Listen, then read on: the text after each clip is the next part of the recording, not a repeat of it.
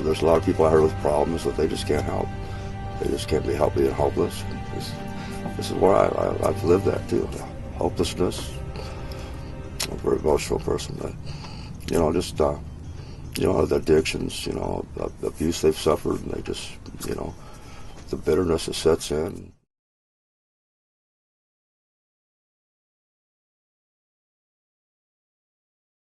In the winter of 1991, 5 people froze to death on the streets of Des Moines. At that time, 8 churches came together and said that that was not going to happen again in our community.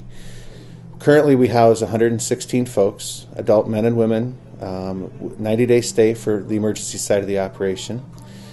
During that 90 days, you get access to case management, where a case manager will help evaluate why why you ended up here and how we can get you back to being self-sufficient. For about the last year and a half, we've had people in chairs because we're out of beds in this current facility. So all the beds are filled and we still have more people. And for us to turn somebody away, it's not possible. We feel that when somebody finally takes that step forward to ask for help, that there needs to be help available.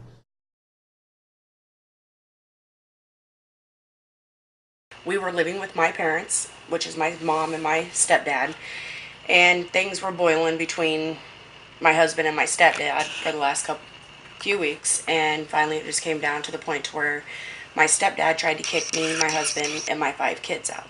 My husband used to be an alcoholic.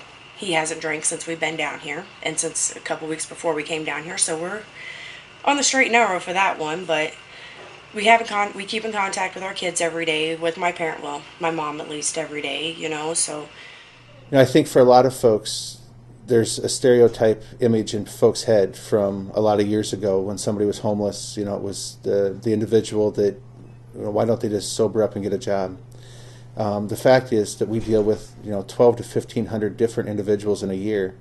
There are times that folks question what we do and why we do it. And we believe in helping everybody every night, regardless of the choices they made during the day, because they don't deserve to freeze to death on the streets. And I've seen the success stories in here, which makes it worthwhile. If I worked here for 17 years and we just warehouse people and nobody was a success story and I didn't see anybody make it, I'd say it wasn't worth it. But I've seen the success stories and I've seen people make it.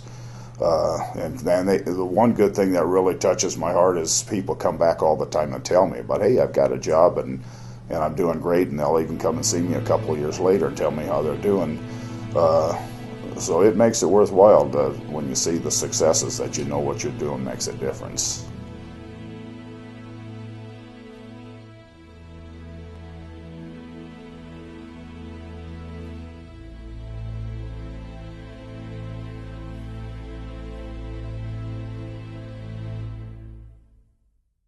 It's important also to remember, and this is really one of the things that we're most excited about, isn't just simply serving more people, but being able to provide more services right on site.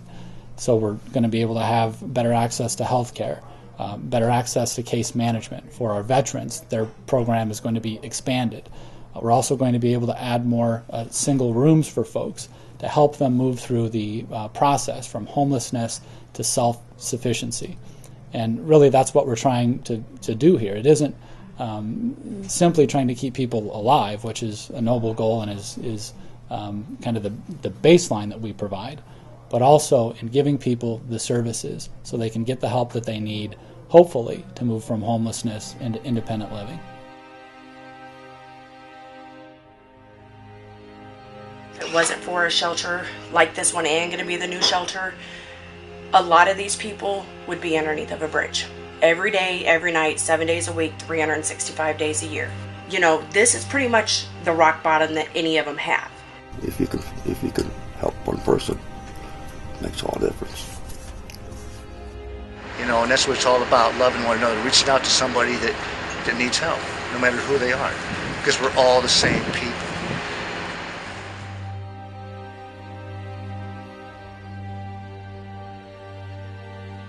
If there's one person who needs a shelter in this whole city, then it would be all worth it building a new place.